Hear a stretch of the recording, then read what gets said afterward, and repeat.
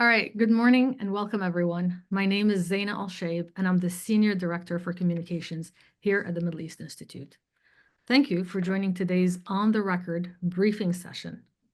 Today's discussion will focus on the recent US-Iran nuclear talks. A third round of nuclear negotiations between the US and Iran is set to take place this week. Iran's nuclear program has advanced significantly since Trump's withdrawal from the JCPOA in 2018. Could the Trump administration's negotiations prove more fruitful than Biden's? To answer that question and more, we're joined by Ken Pollack, Vice President for Policy here at the Middle East Institute. Ken has also served twice on the National Security Council and began his career as a military analyst at the CIA. The briefing will also feature Alan Eyre, a distinguished diplomatic fellow at MEI, a former senior U.S. diplomat who served as a core member of the U.S. nuclear negotiation team with Iran from 2010 to 2015. Thank you both for joining us this morning. Thank you. Pleasure. All right, well, before we get started, as usual, we will have a Q&A segment during this session. So if you'd like to ask a question, you have two options. You could either use the raise hand function here on Zoom, or you could type your question in the Q&A chat box. All right, let's get started. Ken, let me start with you. The US is negotiating a deal with Iran that could potentially shape the trajectory of the region. What's your reading of the current talks, and what are the chances of getting a deal across the finish line? Thanks, Zaina. Great to be with you again. Great to be with Alan. Obviously, there's tremendous uncertainty around this deal. We don't fully know what the Trump administration has put on the table. There are news reports out there. They seem reasonable. We've also heard any number of different statements by Trump administration officials. Same thing on the Iranian side. We don't quite know how they've countered. There have also been a number of statements on their side. And this is obviously a difficult set of negotiations. Alan knows better than anyone, having been through this with the negotiations over the JCPOA, the Joint Comprehensive Plan of Action, the original Iran deal. All that said, right now, the statements, the body language seems to suggest that there are real prospects for an actual deal here. At least what we've heard from the Trump administration, there doesn't seem to be a whole lot that would cross Iranian red lines, and I think to a certain extent on the Iranian side as well. There's been a suggestion that the U.S. is only focused on the nuclear deal. That eliminates the Iranian red lines around their missile program, around their activities in the region. On the Iranian side, they've made it clear repeatedly that they are not seeking a nuclear weapon, would be glad to give assurances to that extent, and would be willing to talk about other elements that would be critical to the United States. So to the extent that we have anything out there, it seems to be a very narrow deal along the lines of what the Iranians can accept. And that suggests that there actually really could be a deal here. I'm not ready to bet my mortgage on it, but I think that it does look more promising than it did, even 3 or 6 months ago. And what are the consequences of failing to get that deal across the finish line? Sort of like a worst case scenario. Well, it is the Middle East, so the worst cases can be really, really bad. And I'm not quite sure that I want to go that route, but obviously, one could imagine that if there fails to be a deal, there could be military operations by the United States, by the Israelis, responses by the Iranians. Right, this is all on the table. I think much more likely that consequences of a deal would be a much more severe set of confrontational actions at a lower level between the United States and Iran, certainly involving Israel in a variety of different ways. I think there's no question the United States would ramp up sanctions and sanctions enforcement against Iran. I think that you would see heightened covert action against them. I think that you could see the U.S. administration taking other diplomatic action against Iran and perhaps even encouraging some military action against Iran. Although, again, I think it's very clear that this administration is not looking for a war with Iran and is actually wary of military operations that could escalate into a wider set of exchanges. On the Iranian side, the Iranians would doubtless try to push back And, we saw them pushing back in 2019 when the Trump administration pulled us out of the original Iran deal. They mounted attacks on Gulf oil exports. There were missile attacks on Gulf cities. There's the potential for interference with the Strait of Hormuz. So yeah, even something less than all-out war could still be very, very dicey all across the region. All right. Thank you, Ken. All right, let's turn to Alan. Alan, you were directly involved in the US-Iran nuclear negotiations in 2015. What has changed since then, and why is there an urgency now to sort of negotiate a deal for both Tehran and Washington? I mean, a lot obviously has changed since then. I think the fact that leaps first to my mind is the urgency. Back then, Iran didn't have huge amounts of 60% enriched uranium, which is very close to, the highly enriched uranium needed for weapons. So the breakout potential is a lot closer.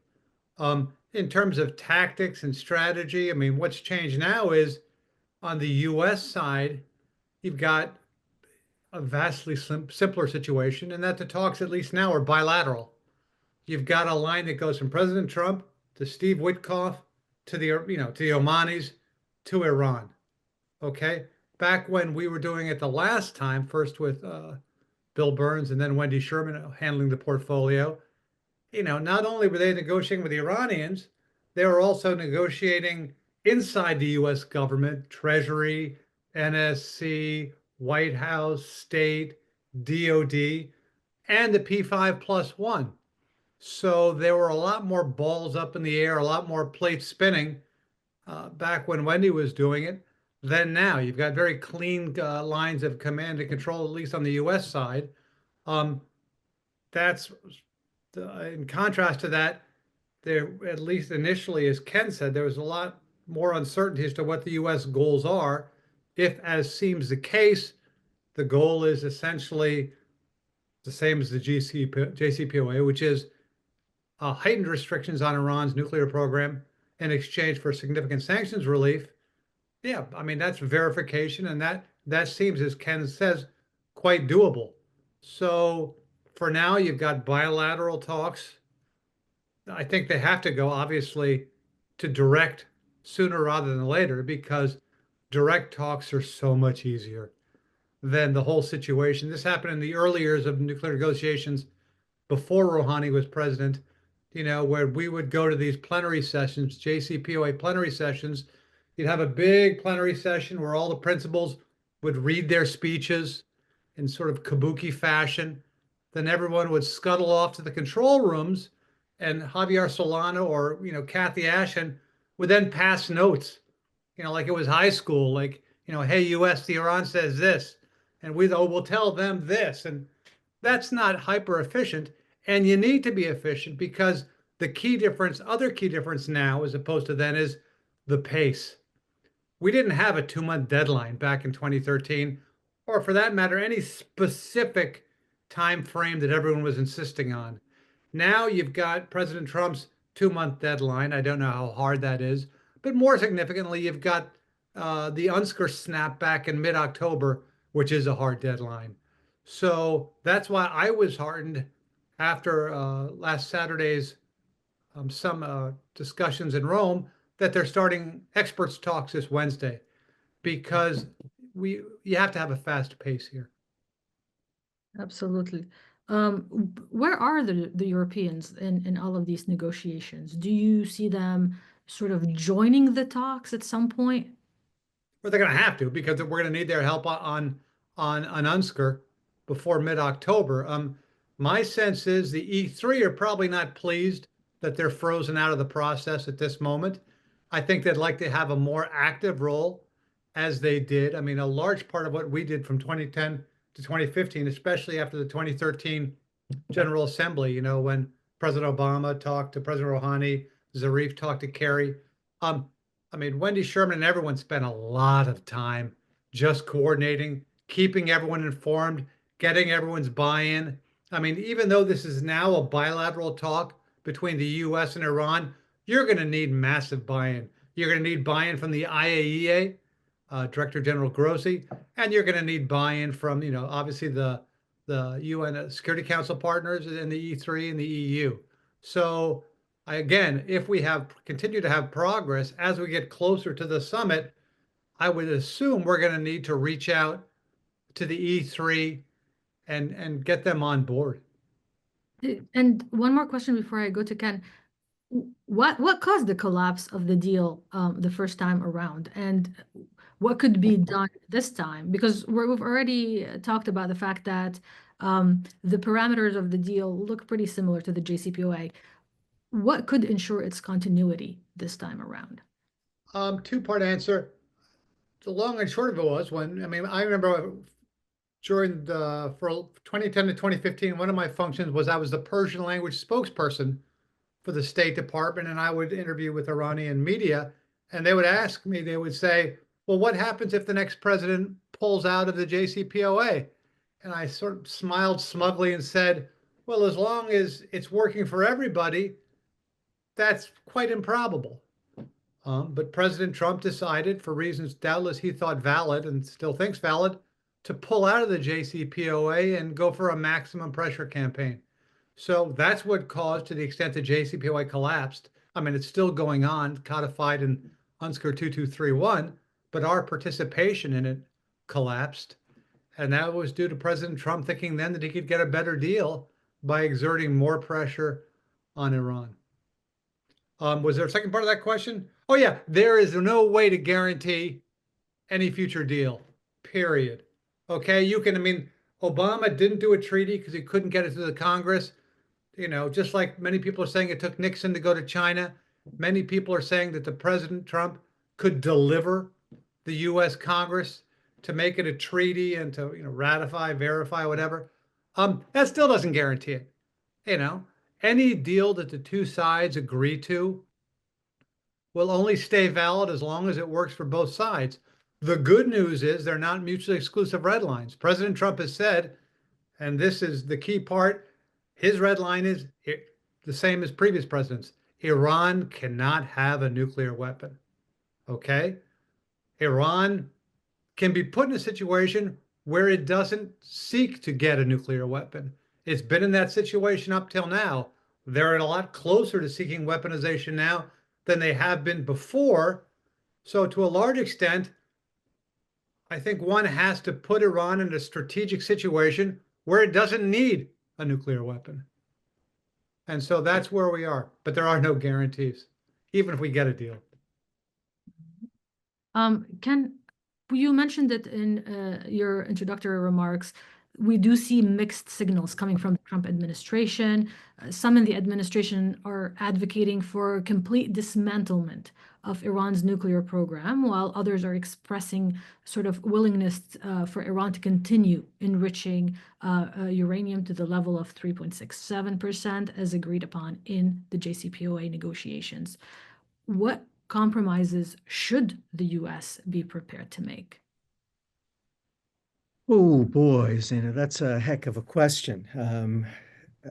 Look, this really depends on your theory of the case and how you want to deal with the challenge that Iran poses to the United States and our allies in the region. You asked me the question, I'll give you an answer. My own feeling, I thought the JCPOA was a perfectly fine deal. It was not the greatest arms control deal ever negotiated, but it was adequate. It met our needs. It took Iran's nuclear program off the table, and it could have allowed us to therefore concentrate on the other, and I would say even more problematic aspects of Iran's behavior. My argument was always, and I said this at the time in congressional testimony over and over and over again, we shouldn't be fighting over the terms of the JCPOA. We should be talking about how we deal with Iran's regional challenge. And I think that those words have proven quite prophetic. The real issues out there, especially as Ayatollah Khamenei remains alive, are really about Iran's behavior across the region. The way that they have sought to systematically undermine confront and otherwise destabilize all of our allies in the region, right? That is what we have seen. That's what we saw on October 7th, and ever since, that is the principal problem. Ayatollah Khamenei has said he doesn't want a nuclear weapon, and while I'd never necessarily take him at his word, I actually think there's quite a bit of evidence to indicate that he doesn't feel the need to have an actual weapon. He clearly does like having the ability to quickly weaponize.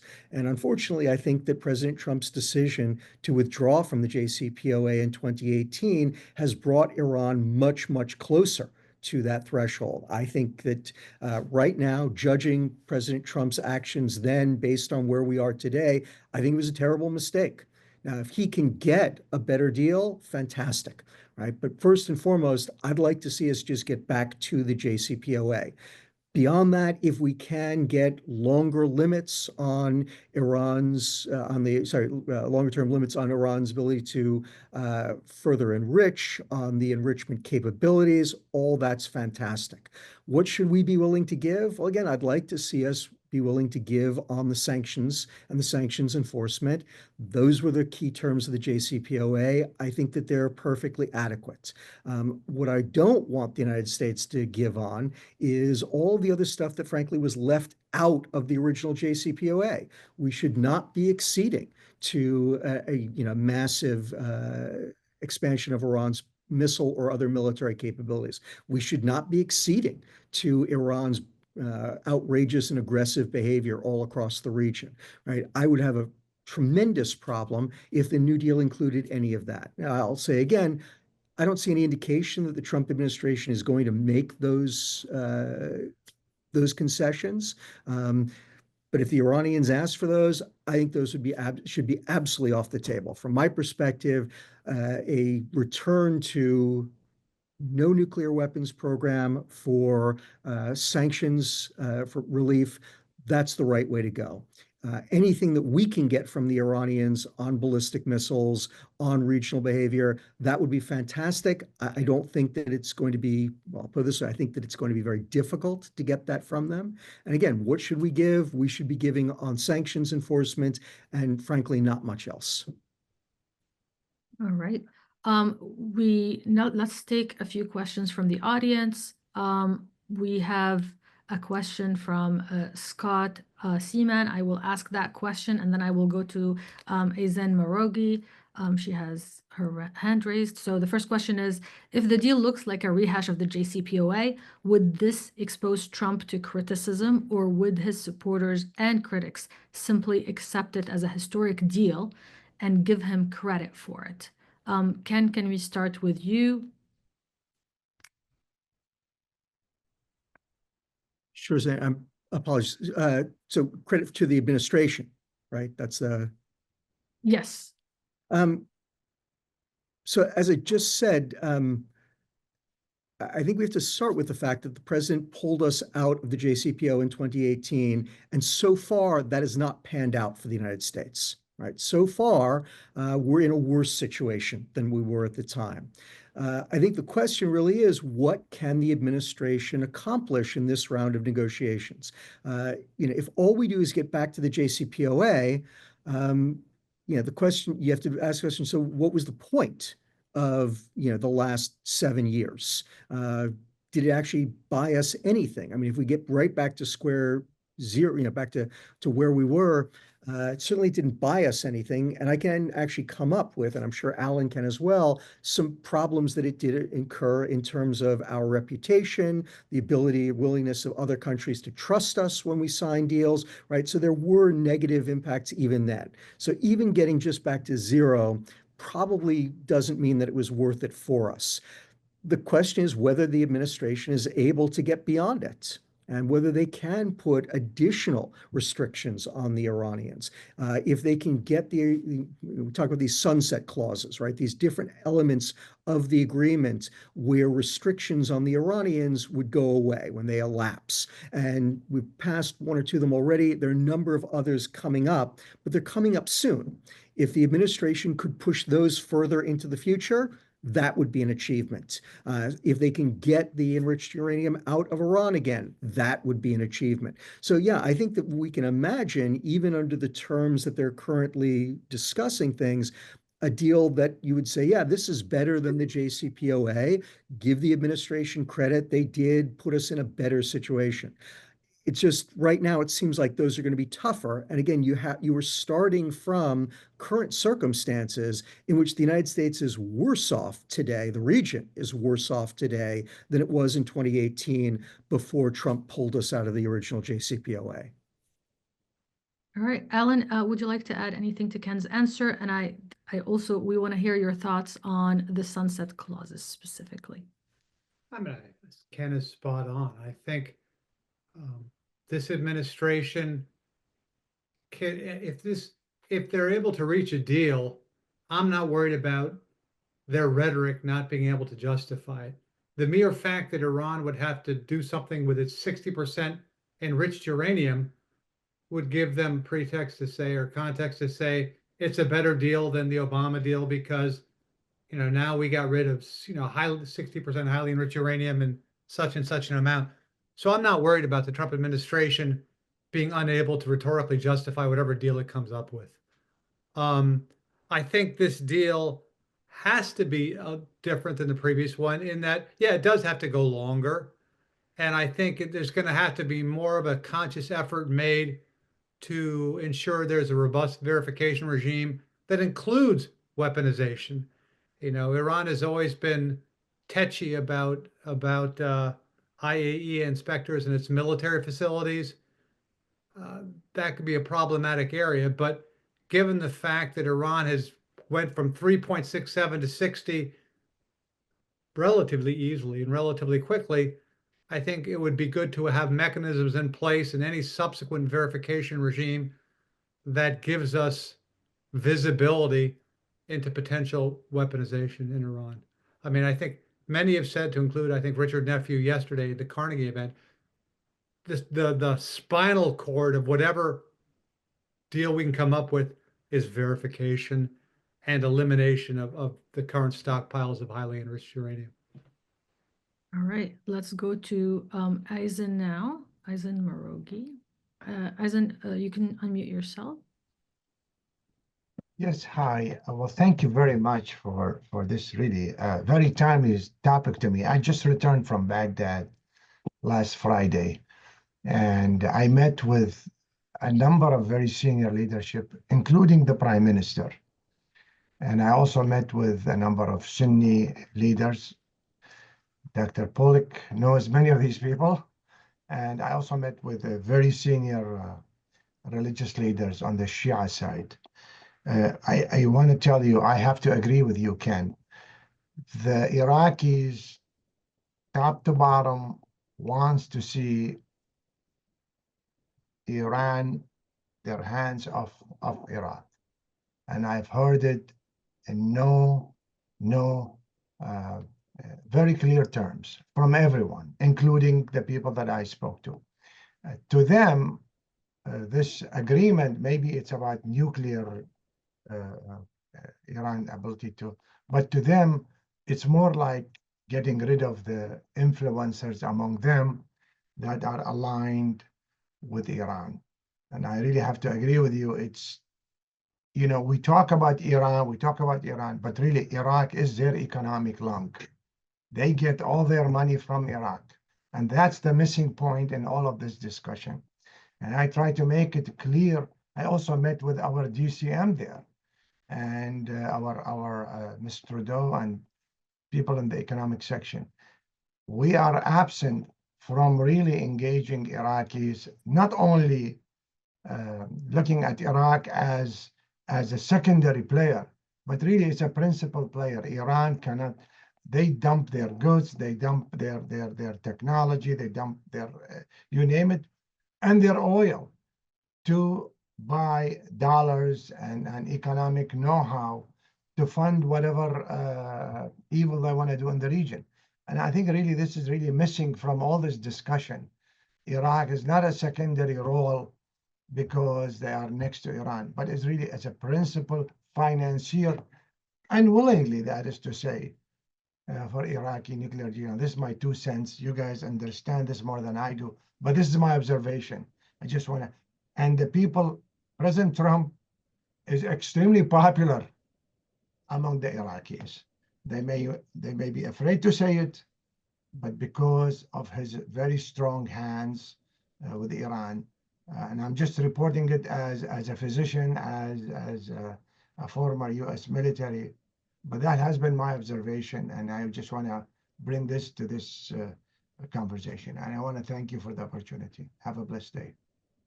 Thank you, Azan. Ken, would you like to comment on Iraq's role?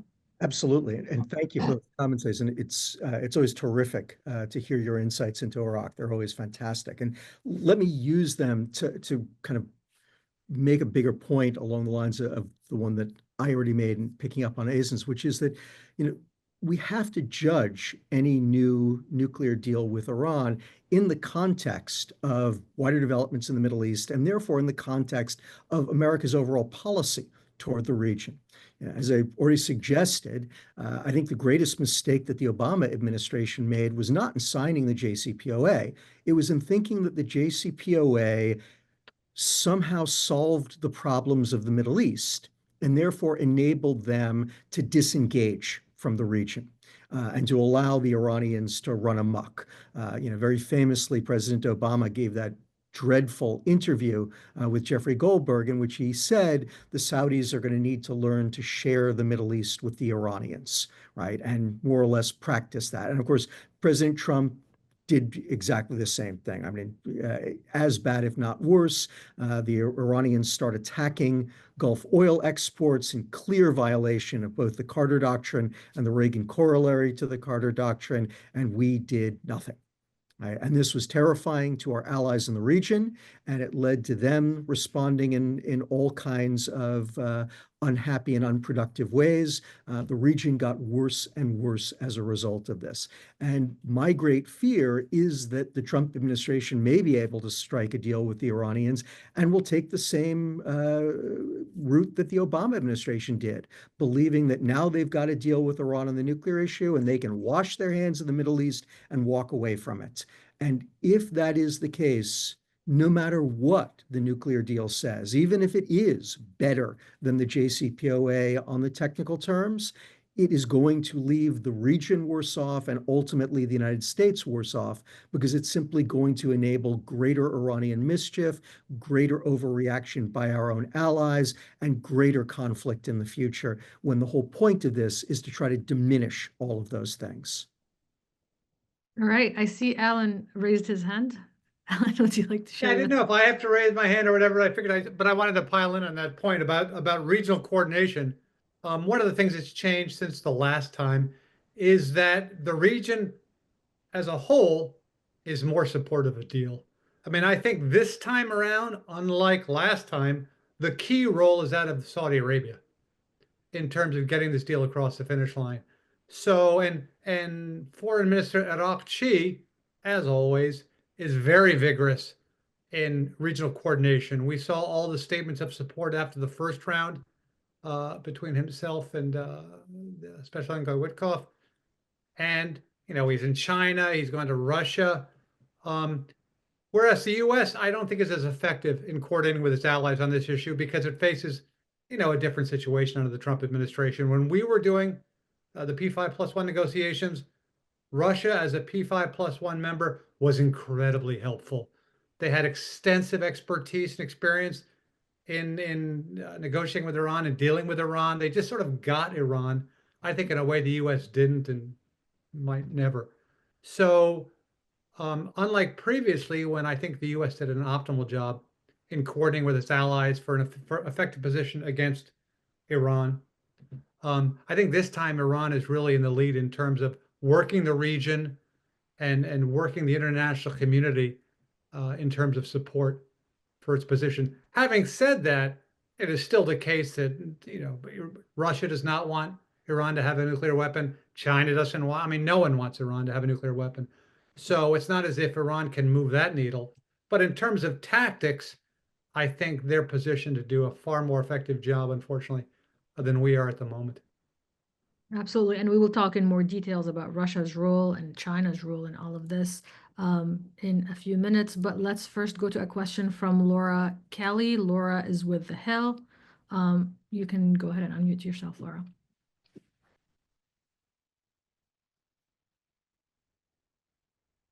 Laura?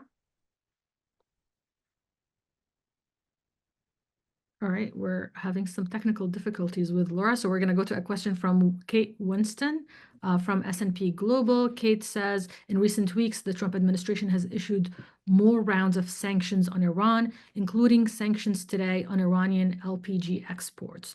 Do you think those are having any impact on Iran's actions? How significant is it that the administration is going after LPG exports in addition to oil exports?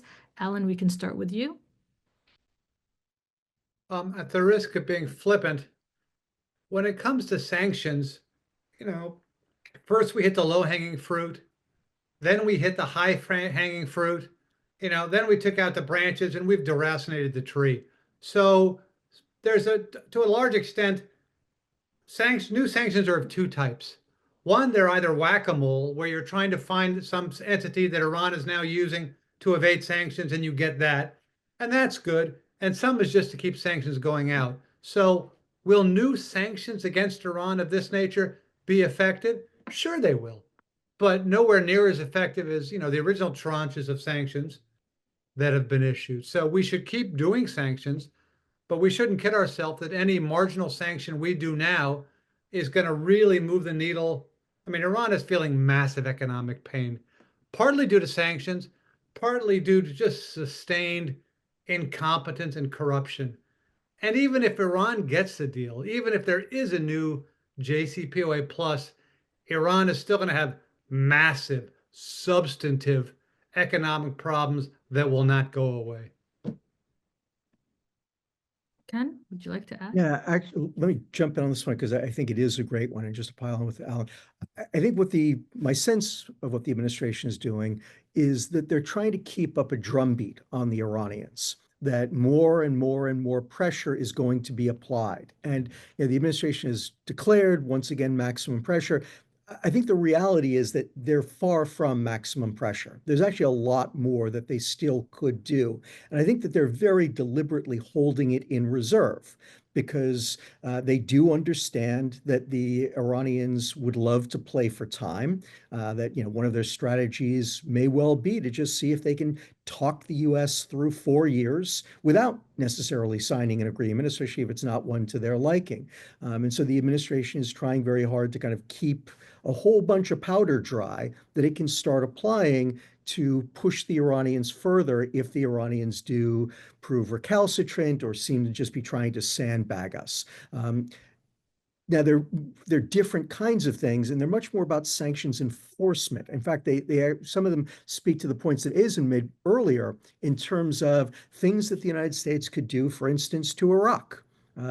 The United States, exactly as Aizen pointed out, Iraq used the term the lungs through which Iran breathes. I've used the term snorkel through which they breathe. But the simple fact is that they rely heavily on Iraq's economy for both licit and illicit goods that they desperately need. And the administration has been threatening to start sanctioning the Iraqis if they don't cut down their trade with Iran. So far, they really haven't done that.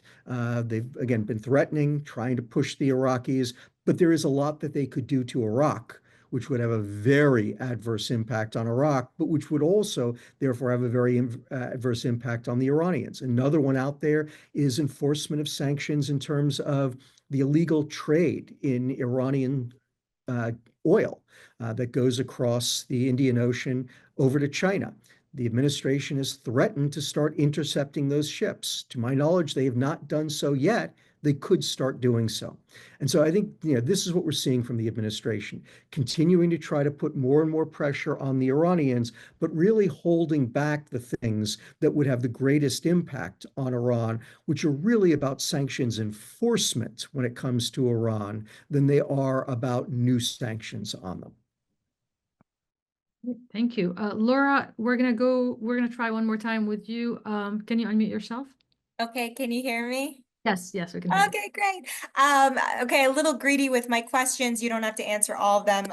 Alan, I highlighted what you said about Russia being able to deal better with Iran than maybe the US ever could, and wondering if maybe you could just expand on that a little bit now, given the context of the Trump administration trying to repair relations with Iran, and if there's, I mean, is that a good thing? I don't know. And then following the Christopher Ford made some comments yesterday at the Carnegie panel, saying something about getting Iran to get rid of its enriched uranium is maybe more doable than Iran getting rid of its capacity to enrich uranium, but I wasn't really clear on that point. So I don't know if maybe you guys can kind of talk about that. And then my third question was whether the package of documents that the Israelis smuggled out, I think it was in like 2018, showing Iran, getting around verification and misleading the international community. Is that something that is particularly prescient right now, or is the situation different that those kind of same tactics we don't have to be like super concerned about, or maybe it's just a different way of thinking about it? So those are my things. Any of them is fine.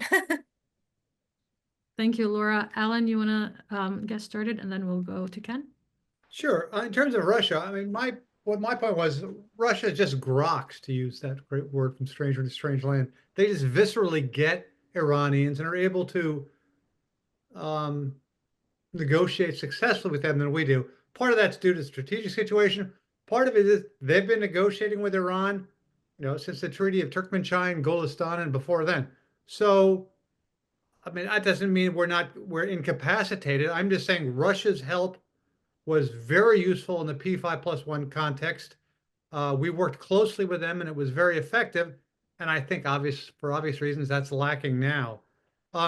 Chris Ford's point, I mean, the soundbite I always use is that once Iran learned how to enrich, stopping their nuclear program becomes a question of intention other than capacity. The best time to stop a nuclear program is before people learn to enrich. We dropped the ball on that with Iran. So now it's just a question, not of, it's as much a question of modifying their intention as their capability. It's easier, in terms of what Chris Ford said yesterday, to take out of Iran, 60% uranium, than to take out and dismantle the centrifuges that make it. The red lines that Iran professes to have are, we get to keep enriching, we get to keep our centrifuges. Now, they're willing to play in terms of the level of sophistication of the centrifuges they use, how many there are, the level of enrichment that they're willing to be satisfied with. We all know that for their civilian purposes, they only need about 3.67% enriched uranium. They don't need 60%. And indications are from Iranian press that they're willing to go back to those levels. So what you do with the 60%, it's important, but it's not unsolvable. So those are my two answers. In terms of weaponization and IAEA inspections, Richard Neff, you made the point yesterday. Yeah, you never know what you're not finding, but the more vigorous the inspections regime is inside Iran, the better chance you have of understanding it. And I think that's why we need to really focus on ensuring that the verification mechanisms that we put in place in a new deal, that can't be 100%, but they have to be, I think, better than the ones in the JCPOA to detect weaponization. Thank you. Ken? Alan's the expert on this more than I. I will just add one point to what he said. As someone who has also worked on Iraq for this entire period of time, including in government, just to kind of echo Alan's previous point, the thing that we learned when we finally invaded Iraq was that the inspectors were the most invaluable source of intelligence that we had on Iraq's weapons of mass destruction by far. Nothing else even came close. Not human, not technical sources, nothing. The intelligence inspectors were absolutely the gold standard, probably 99%. of our actual, especially our accurate information. Hell, if we're talking about accurate information in Iraq, it was probably 99.99% of our information came from the inspectors. And we should recognize that as part of, following the American withdrawal from the JCPOA, Iran has not ended the inspections altogether, but it has progressively diminished the writ of the inspectors, what they're able to see, what they're able to do. So, that has also been a very negative consequence of withdrawing from the JCPOA. Getting those inspectors back in there should be a very high priority if we're going to have greater confidence in being able to have a sense of where the Iranian program is, where it could be headed in the future. And maybe I'll make that last point too. I've made it already before, which is that I think under Ayatollah Khamenei, the Iranians have demonstrated that he's not interested in a nuclear weapon. He doesn't feel that he needs one for his own reasons, and we can speculate. I've got my reasons for thinking that. But I do think that we need to be concerned about what happens after he passes, right? And he is not in great health, and he is not a young man. And so even if you wanted to say, well, we can take some risks when Khamenei is there because he doesn't seem to want a nuclear weapon, it's kind of a weird way of thinking things, but you could make that case. We don't know what happens after he dies. And we could face a very different Iranian leadership. And so again, having all of this in place before Khamenei dies, I would again say should be a priority for the United States. So let me go to a question from Robert Einhorn. Robert, you can unmute yourself. Okay, have I succeeded in unmuting? Yes, you've succeeded. Welcome. Thank you, Zaina. Thank you, Alan, Ken. Great to see both of you. A quick comment and a question. On comment on negotiating priorities. I agree with what Ken just said. A critical priority is restoring JCPOA monitoring access provisions. We need to be able to detect an Iranian surge to break out of the constraints and to acquire weapons-grade uranium. We need to detect that early enough to be able to intervene to stop it. So I'd give high priority to monitoring. I'd give very high priority to permanence, to duration.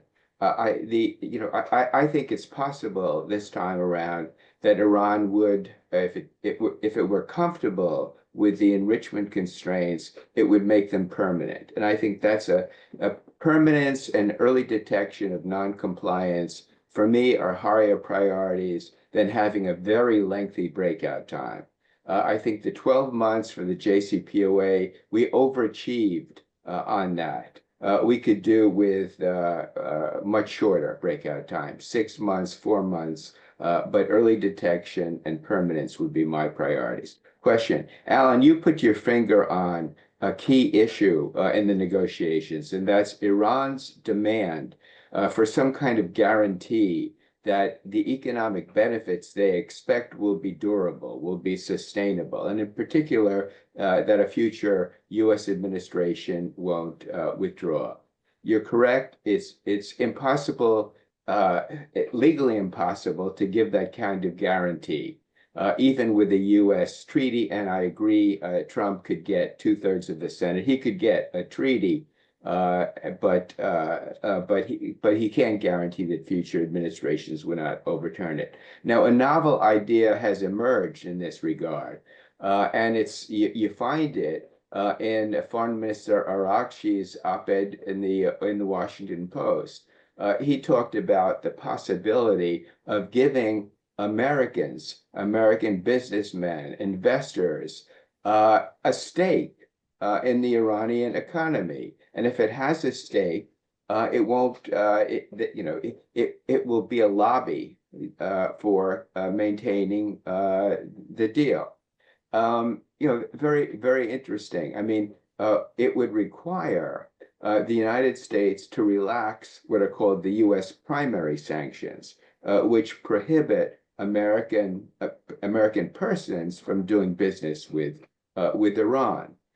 This is often been seen as the kind of the third rail of concessions by the United States to relax primary sanctions. But here, Arakshi is talking about it. And, Trump, given the kind of businessman and deal maker he is, might very much like to have Americans engage in the Iranian economy. His reasoning might be, why in the world are we permitting Europeans and Asians and everybody else to deal with Iran, and American businessmen are denied access? So we need to do something about it. It's a very interesting idea, but I ask the two of you, is this feasible? Is it politically feasible for the United States to relax the primary sanctions? Is it feasible in the Iranian political system to agree that Americans could be, going to Tehran, going all over Iran to drum up business, to engage? Will this be something that is tolerable in the Iranian political system? So over to you guys. Thank you, Robert. Let's start with Ken. I know both Alan and Ken have a lot to say, so let's start with Ken and then we'll go to Alan. Sure. First, Zaina, you may not realize this, but you just let a ringer in. Bob Einhorn is he is the Ayatollah of arms control. He taught both Alan and myself, colleagues of ours when we were in government. Has probably forgotten more about this subject than either of the two of us will ever know. You're too kind, Ken. Too kind. It's always wonderful to hear from you, Bob. I'll pick up on your last question because I'm going to leave the other aspects to Alan. He's, I think, more competent to deal with them. But this question of could the Iranians agree to remove the primary sanctions? As you point out, Trump has such a stranglehold over the U.S. Congress at the moment that my guess is if he went to the Congress and said, I want to do this, my guess is they'd do it. He gets everything else through, so why shouldn't he be able to do this? Certainly before the midterm elections, he would have every chance of doing it. And that said, it's obviously going to rub a lot of people the wrong way. Again, when you and I were both in government, Bob, and President Clinton was trying to start a rapprochement with the Iranians. So when I was at the White House, I had the temerity to go to the State Department lawyers and say to them, okay, could you guys start looking at what it would take to roll back all of our sanctions on Iran, including the primary ones, which was something we thought was possible at the time. And the state attorney, State L, came back to me and said, literally, you don't want us to do that. And I said, why the hell not? We're trying for a rapprochement here. Mohammad Khatami, the Iranian president, seems like he wants to do it. We need to have thought this through, what this is going to take. And they said, no, you don't understand. It's going to take every single attorney in the State Department 6 months to unravel all of those sanctions because they're so difficult to do. It's just a way of saying that, those sanctions on our side are deep-seated. But again, if anybody can do it, it is President Trump with this kind of a control over the Congress. On the Iranian side, I will also say I did note that in Arachi's op-ed too. I thought it was fascinating. I thought it was very clever on their part for all of the reasons that you already cited. I have to tell you, as somebody who's been an Iran watcher for 37 years, I think that would be extremely difficult for the supreme leader, for Ayatollah Khamenei, to agree to. The idea that you would have American business people running around Iran freely, that is not something that I think that he's going to accede to anytime soon. As I think well, Bob, he believes and has believed for years that the United States is waging what he calls a soft war against Iran, a constant effort to overthrow him. He just believes that we are evil and that everything that we do is ultimately about removing him from power and subverting Iran. As I said, as long as he is the Rahbar, on the one hand, again, I'm quite convinced that he doesn't feel the need to have an actual nuclear weapon, but nor do I believe that he's ready to have peace and good relations and a business relationship with the United States. Love to be proven wrong on that, but that's what my gut tells me. Thanks. Alan? I mean, first, to reinforce what Ken said about Bob Einhorn, it literally is a sign from Revelations of the final days that I'm answering a question from Bob Einhorn about proliferation. I mean, one of the great memories I had when we were doing it was that he was one of the only US government officials who would make a point of briefing downwards about what was going on. I mean, usually you would have to wait for sort of scraps of information to trickle downward fifth hand. But Bob Einhorn would always make a point of finding the people at the working level way below him and letting us know what was going on. So it's a real honor just hearing from him again today. And yeah, obviously, he's quite right. You know, Ali Vaez made this point yesterday. I'd be willing to trade off a couple of months off breakout time for enhanced verification. For some reason, early on in JCPOA, a year breakout time became a thing. There was no real reason for it, but it became the line we had to defend. You could trade off, as Bob said, shorter times if you had better verification. Yeah, Irakchi showed a little leg, you know, during the op-ed about, hey, U.S. investment, thinking, you know, that would excite President Trump. You know, after JCPOA last time, even though we pulled out after a year or so, there was no expected tsunami of Western and U.S. investment or interest, because all things being equal, if you're a global investor, Iran really isn't that exciting a place.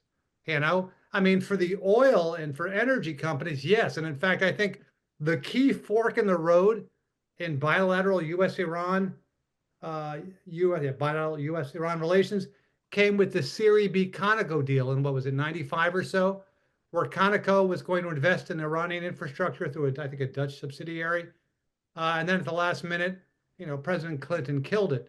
That was a serious fork in the road. If that had gone forward, we could be in a very different place now. But as Ken said, I think now, if we're to start waving, you know, the possibility of U.S. investment in Iran, yeah, the Ayatollah Khamenei does not want that. In a related vein, I think any deal that puts money in the pocket of the IRGC is a deal that will get across the Iranian finish line.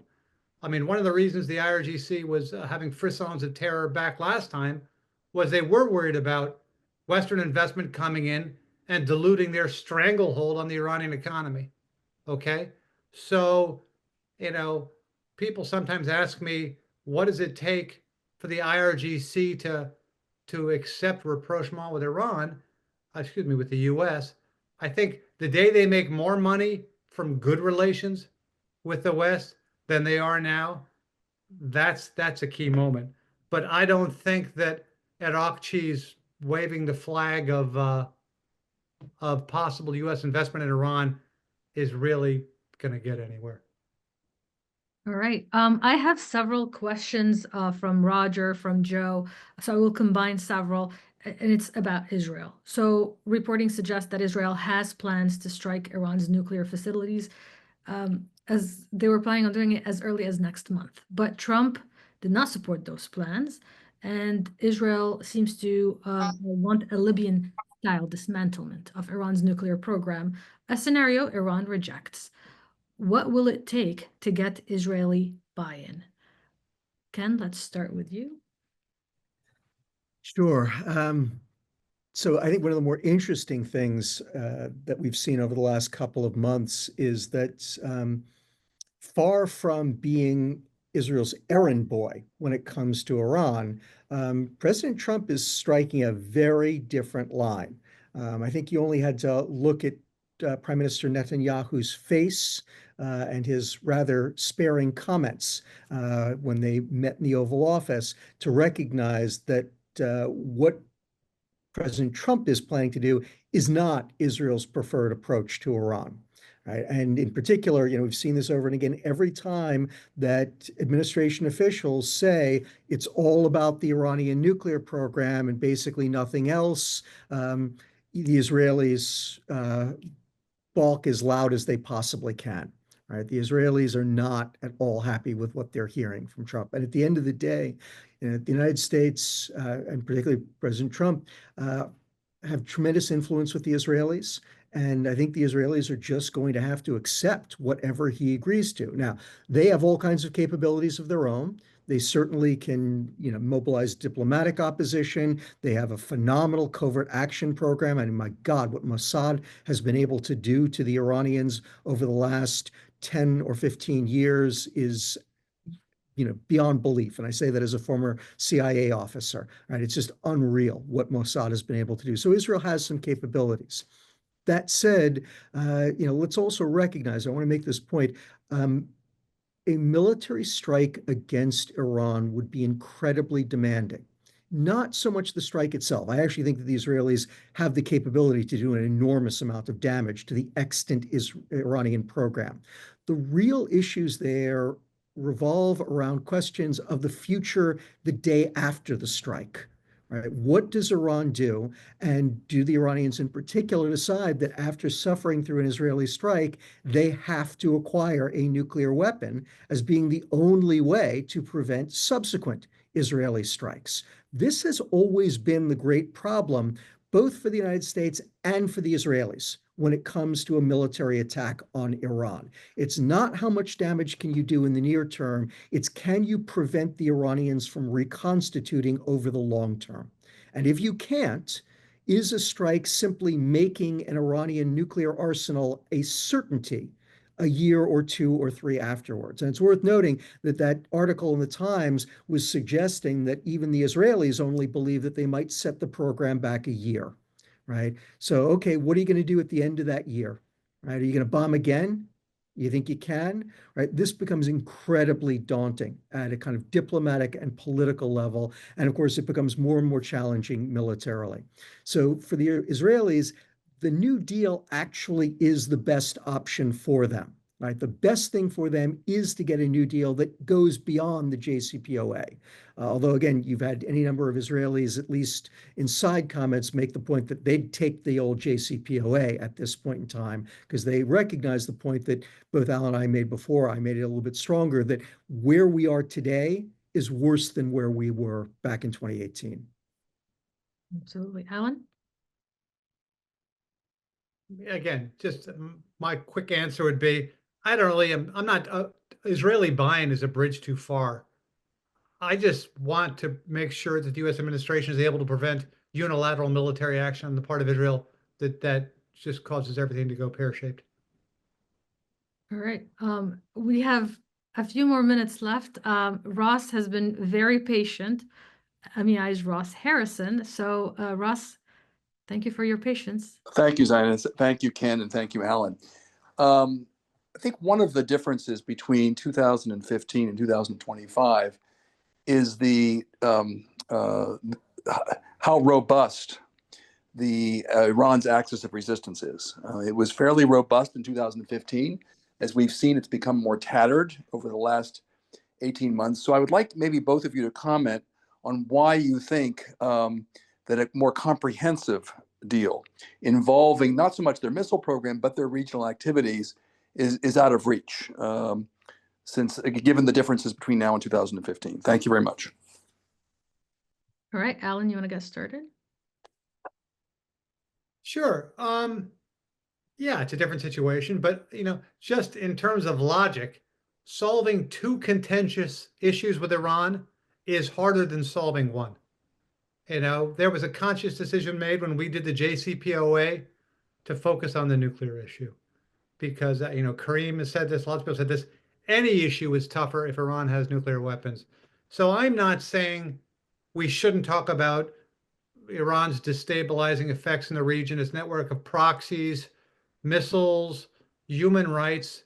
I'm just saying we shouldn't do it at the same time, because by definition, it's harder. And we know that Iran has said that those are past their red lines. Now, again, there are red lines and there are red lines, but we're on the clock here. The most pressing exigent issue is the nuclear program. So let's get that out of the way first. And then that can build a basis of, if not mutual trust, just workable mutual suspicion and distrust that can allow us to tackle other issues. Ken? So what I'll add to Alan's excellent points are that it's, from my perspective, Ross, I always felt it was kind of a non-starter to try to bring Iran's regional activities into an arms agreement, because how could you possibly monitor, verify, punish over them, right? An arms control agreement is supposed to be a legal document. And the problem is Iran's activities, Iran doesn't mount, conventional invasions of other countries. It subverts, it employs information operations, it supports insurgencies, militias, and civil wars, right? It does everything that it can to bring down governments from within. How could you possibly, make a legal case of any kind as to what Iran is doing? I mean, go back to Izin's wonderful points about Iraq. We all know that Iran exerts tremendous influence in Iraq. We know that it is malign, as Izin pointed out. We know that the Iraqis overwhelmingly hate it and want it to stop. But how would you prove it, right? What does that arms control agreement look like that actually could prevent Iran from exerting that influence? It's why, for me, as I said before, I would be glad to have a new nuclear agreement. I felt that the JCPOA was adequate. I would pocket this one. But if you want to deal with Iran's malign influence in the region, and we absolutely have to, right, that is something that cannot be done in an arms control framework. That is going to require the United States making a much larger effort with our allies to bolster them economically, politically, and militarily, and then push back on the Iranians in the same fashion. Okay, thank you. All right. Unfortunately, we've reached the end of today's webinar. Thank you for the audience for attending and for the fantastic questions. I'm sorry if we did not get to ask you did not get to ask your question in this session. And a huge thank you to our speakers, Ken Pollack and Alan Eyre, for their time and valuable insights. We hope you found today's session informative and engaging, and we look forward to next time.